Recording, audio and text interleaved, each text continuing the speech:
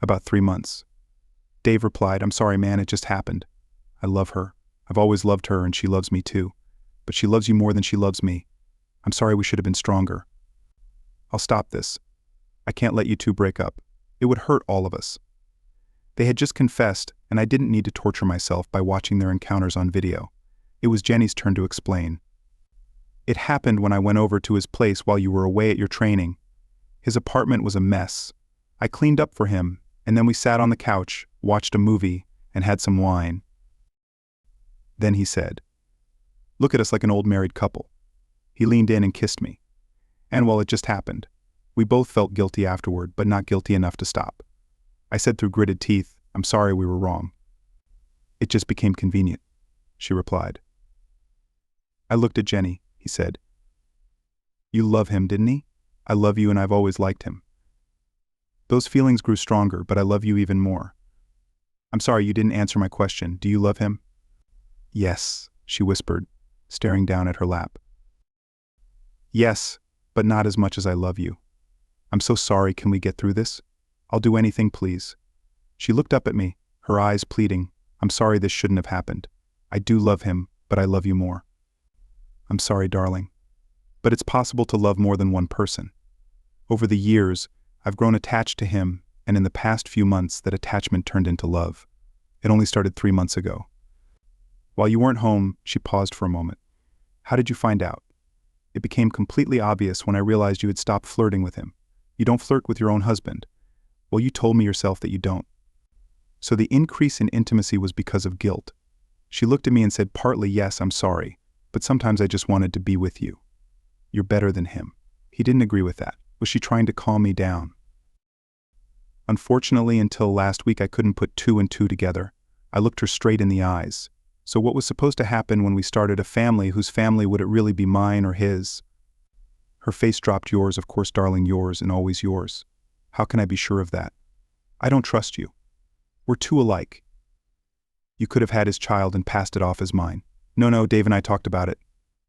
We would have stopped when you and I decided to start a family." He nodded in agreement.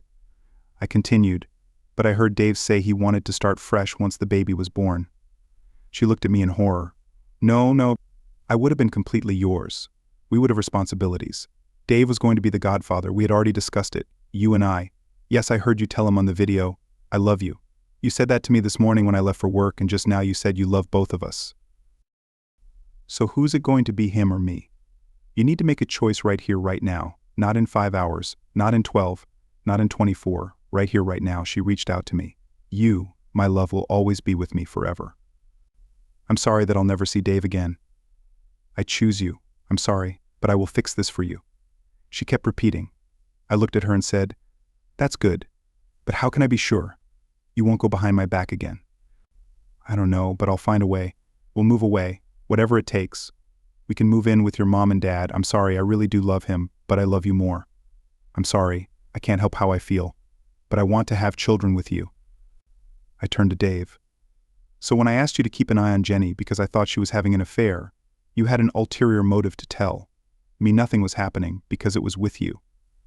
He simply nodded. Jenny quickly turned her head, looked at him, and asked, "Didn't you tell me he thought I was having an affair? Because you would have ended it, and I love you." Great. It was almost as if I had put the words right into his mouth. Well, I had tried to steer him in that direction anyway. I opened another photo of him. This time he was with Sari Bridges, the wife of our boss, on the back of the couch. I took out my phone and played a clip where Dave said, "Sorry, I love you. Let's run away together from your old man." And what about that? One night stand with Christine. I laid down another picture, this one showing Dave with a dark-haired girl in his bed, him lying on top of her. I played another clip where he asked her if he could see her again. Jenny just sat there, her lips forming a silent goldfish shape. Tears were streaming down her cheeks. Goldfish can't cry, can they? I finished my beer, got up from the table and went to pour myself another. I wasn't going to waste more time with these two cheating fools. Later I'd check what they said to each other on the phone, just in case there was anything interesting. I had planned ahead. I sat down again looking at Jenny. I said, "Oh, I don't think we'll be moving. I think we'll stay right here." Dave looked horrified. "I can't move. My parents live here, and they'll need my help."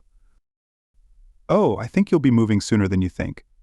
I sent Mr. Bridges, our boss, copies of the video I took of you and his wife. You really should have cleaned up the couch before sleeping with her. And I seem to recall you telling her you loved her more than anything in the world. You wanted her to leave him well. It turns out you can love more than one person. A message appeared on my phone. I just glanced at it. I think our boss is waiting for you at work. He's probably staying late to be there. When you show up, I slid a few more photos toward him, the ones showing him with Mrs. Bridges. Jenny finally realized what was happening. She yelled at him. "You bastard, you're cheating on me." The irony was almost laughable. A cheater calling out another cheater. Dave didn't wait around. He left quickly, not even bothering to say goodbye. Mr. Bridges was a powerful man. Jenny reached out to me. "I'm sorry, honey, I really am. We shouldn't have done this. Please, let's forget about this separation. I'll make it right. I'll do anything, please." "Stay there," I said, standing up and walking over to the window. I saw exactly what I expected and dialed 911. I told the operator, "You'd better send an ambulance. It looks like someone's being beaten up near the plow on Mill Road." I prefer not to give my name. I don't want to get involved. They would have my phone number. I'm sure they could track me if they wanted. The message I had received earlier was from Mr. Bridges. "I'm outside." I returned to Jenny, who was still crying. "Honey, I'll do anything." I couldn't help myself, but it was wrong. Once we started, I couldn't stop. "I'm sorry, we should have been stronger. I'm sorry I hurt you. I'll do anything as long as it doesn't involve someone else. I'll dress up for you. I'll always look good. I'll wear stockings and you can have me anyway. You want anything." Why did she think that offering me that would somehow undo her betrayal? "I don't need that from you. There's a perfectly good option right next to it. Besides, we tried that before and you didn't like it. You said it made you feel dirty." A thought crossed my mind. "I suppose you did it with him, didn't you?" She looked at me and said no, he wanted to. But I said no. But even if we had, I wouldn't have been able to get pregnant that way. Another thought hit me. "So you weren't using protection with him?" She looked at me. "I'm on the pill." I leaned forward and looked her in the eye. "Besides you and Sorry Bridges, how many other women has he been with? We know at least about one more, Christine, who was just a one-night stand. It's not about getting pregnant, you idiot." "Oh hell, I need to get tested." "That's probably a good idea." "Yes, first thing tomorrow, please take me home, make me yours again. Please, I'll never do anything like this again when you're clean, but before that, I want you to do something, anything. Darling, anything.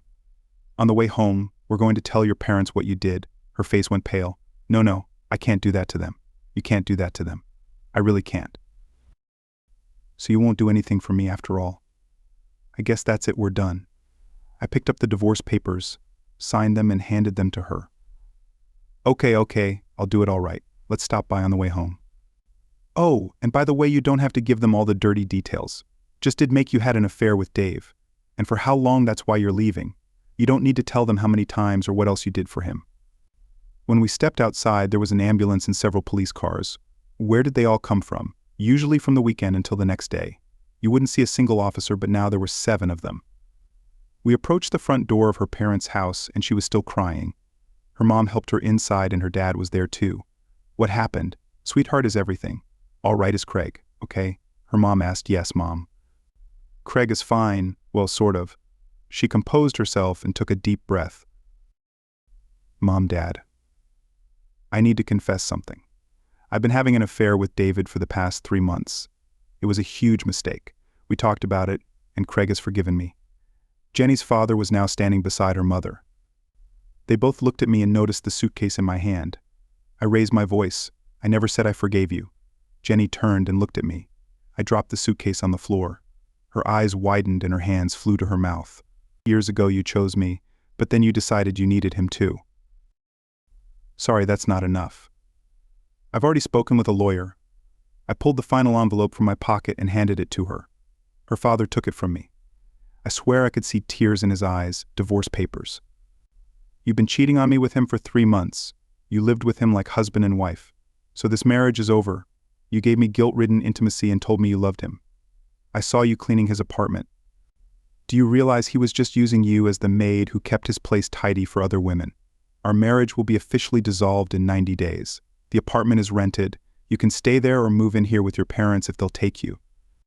I don't care either way. Just let me know if you want to stay in the apartment and give me time to collect my things." Through her tears, she said, "I really do love you." She was crying. "I love you so much. Obviously that wasn't enough. You made yourself right at home. With that lying bastard, he betrayed me. As a friend. He betrayed you. He betrayed Mr. Bridges. And I suppose in some way he betrayed Sorry with you. He would have made a great husband, wouldn't he? If you're wondering with that." I walked out the door. She had a choice.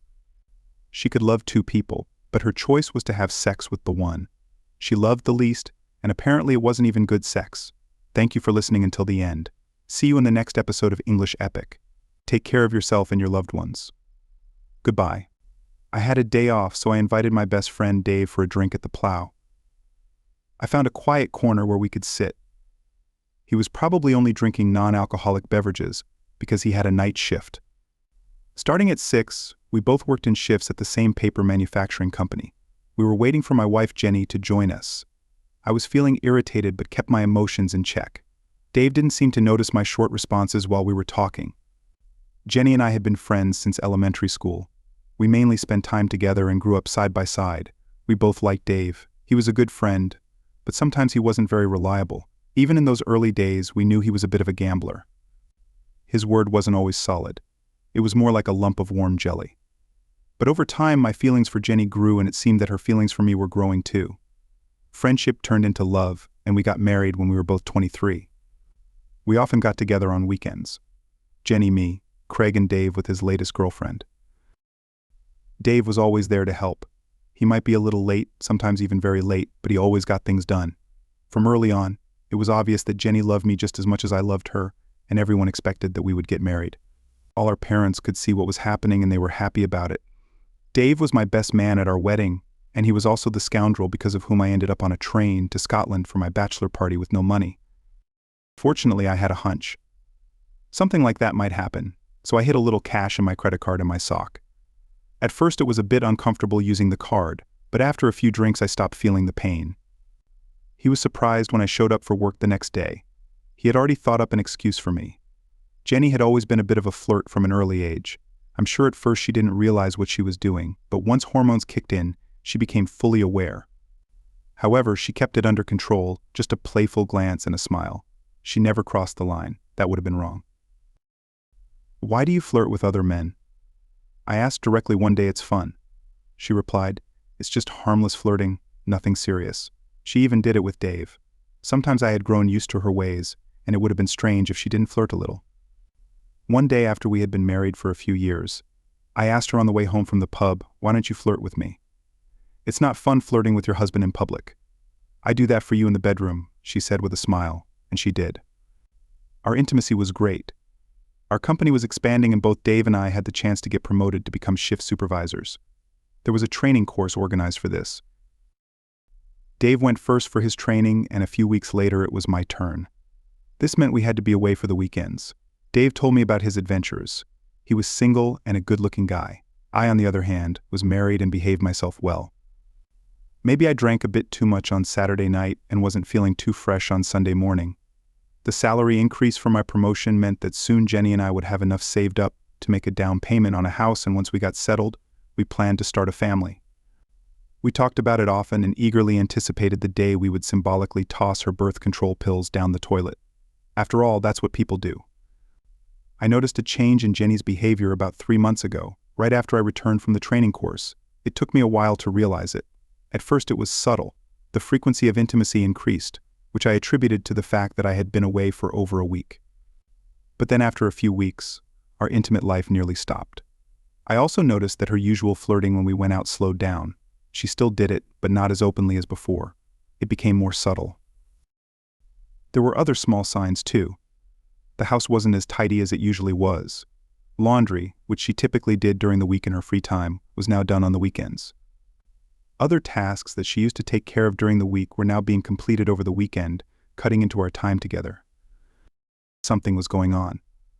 Now I was looking for other signs. Usually she would take a shower when she got home from work. Nothing unusual there, except now, her showers were twice as long. I also noticed that her paycheck had decreased, so I assumed she wasn't working as many hours as before. When I asked her about it, she simply said that there were fewer shifts available since the supermarket was hiring younger staff. It seemed odd, though, when I stopped by the supermarket and didn't see any younger staff, just the same older employees as before. In fact, there was a large sign in the store advertising job openings. That's when it hit me. She was probably having an affair, most likely with someone from work. I couldn't afford to hire a private detective, and my time was taken up with my new job. I could have taken a day or two off, but that probably wouldn't have been enough. And Dave would have heard about my time off. He would have asked me about it, and I didn't want to admit to him that I suspected Jenny of cheating. I needed more information, so I bought a few small spy Wi-Fi cameras on eBay and installed them in our bedroom and living room. I also tracked her phone using a tracking app. 3 weeks went by and I didn't find anything. I realized I needed help and decided to confide in Dave. I told him that I thought Jenny was having an affair and asked if he could help. He was skeptical. He didn't believe it. He said she loved me so much that she would never cheat on me, but he offered his help anyway. He could follow her in the evenings when he had a day's shift, and on the nights he worked. He could rest in the morning and keep an eye on her. During the day, he reported everything he found during the shift changes. She worked at a supermarket stocking shelves, and I told him I suspected that's where she might be cheating on me. It would have been hard to catch them if it was happening at the supermarket. Well, after a few weeks, Dave told me he hadn't found anything and he was sure nothing was going on. He had a friend who worked at the supermarket, and there were no rumors about Jenny having an affair. There were rumors about other people, but not about her. But now I was even more convinced. Judging by the obvious signs, the extra affection, the increased attention to her appearance, it was clear something wasn't right. She didn't change how she dressed, but she started fixing her hair more often and applying more makeup. It was a Saturday night and we went to the Plow. There was a small disco there. Usually Jenny danced with both of us, but mostly with me, but this time she danced almost exclusively with me. She only danced with Dave a few times, and then it hit me. She had stopped flirting with Dave. The affair wasn't with someone at the supermarket. It was with Dave. I had been such a fool, trusting the two people I cared about most in the world after my own parents. It all became clear, and I couldn't believe how blind I had been. I needed more information, and this time I had to gather it myself. Jenny organized her shifts to match mine whenever possible, which often helped, but sometimes work had to come first. Her shifts and schedule changed frequently, so we kept a calendar with dates and times. I went back and double-checked the video footage of her leaving the house, comparing it with the shift times on the calendar. That was it. She left our house around 10, even though her shift didn't start until 2. Then I noticed she had left her phone at home. She had to pass by our house on her way from Dave's place to the supermarket. How could I have been so blind? The following Monday, I worked during the day and Dave had the night shift. Jenny's shift didn't start until 2. After I left for work, I called in sick. Jenny was scheduled to start her day's shift earlier. According to the calendar, it should have been at 4 that day so she could be home at the same time as me. I watched as she left our house about an hour after I had gone heading to Dave's place, and then left just in time to make it to her shift. No wonder the house wasn't as tidy as usual. She was spending most of the day at Dave's. I took pictures of her coming and going. I had to make sure it couldn't be something innocent. I would look like a complete fool if I accused them without proof. That Monday evening I went out for a walk. I knew where Dave kept his spare key hidden. I took 2 Wi-Fi cameras with me. He wouldn't have noticed them among the clutter he lived in. I even managed to place one in his bedroom, though when I had recently visited him. I noticed his apartment had become a bit tidier. I had assumed he was seeing someone, but he hadn't mentioned anyone to us. You can't exactly invite a woman over to a typical bachelor's pad with the kind of mess he usually lived in. I caught them the next day. Jenny showed up at Dave's place, but it wasn't just a friendly kiss. It was a kiss between lovers. I heard her scolding him about the state of the apartment, and she started cleaning up. As soon as she finished, he took her by the hand and led her to the bedroom. They didn't come out for 2 hours. That was enough for me. I didn't need to watch what was happening in the bedroom. I couldn't bear to break my own heart any further. I simply saved the recording for later. That was last week. I told her I wasn't feeling well and wasn't in the mood for intimacy. My parents had moved to the South Coast, so I suggested we visit them for the weekend. There would be no intimacy there. It felt wrong to do that in my parents' house, and frankly I didn't want to be with her after what I had seen. Besides, something Dave said on one of the recordings during a phone call had piqued my interest. We returned on Sunday, and since neither of us liked to cook, I suggested getting Chinese takeout. When we got back, I went to pick it up. I made sure to get close enough to Dave's house to connect to his Wi-Fi. My suspicions were confirmed. I asked Dave to meet me at the pub at 5 o'clock before he left for his shift. I ordered drinks, including one for Jenny. When he arrived, he asked what was going on. I told him I wanted to wait until Jenny got there. I'm sure I noticed a flicker of concern on his face. He drank half a pint of light beer, not wanting to be drunk before work. Then I received a message saying Jenny was on her way. I placed my phone on the table and kept the screen on. I was waiting for another message. Jenny arrived. She slid up next to me and gave me a kiss. She was smiling, barely glancing at Dave. "Well, darling, what's all this about? What's with the cloak and dagger routine?" "Oh, it's quite simple. How long have you two been having an affair behind my back?" Their expressions were priceless. In the corner of the room, I had my old phone set up recording everything. Jenny muttered, "We're not like that." "What makes you think? So we're not like that?" Dave raised his hands. "That would be ridiculously stupid." "Buddy, of course not. We'd never do that to you. You must be out of your mind." Both of their faces were bright red. That's when I pulled out the photos from my pocket, pictures of them walking into his bedroom, holding hands. The date and time were clearly marked, and then 2 hours later, pictures of them coming out, along with one of them kissing not like friends but like lovers. Jenny's face went from bright red to pale white. She looked like she had seen a ghost. I pulled an envelope from my pocket. I had printed a separation agreement. I tossed it onto the table. Jenny picked it up and read it while I took a sip of my beer.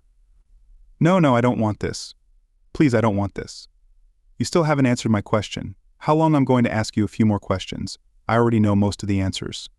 So if I catch a single lie, I'm walking out. I'll sign this paper, go to a lawyer tomorrow, and this separation will turn into a divorce. I could see the gears turning in Jenny's head. If we separated, she might find a way to win me back. She saw this as a way to avoid a divorce.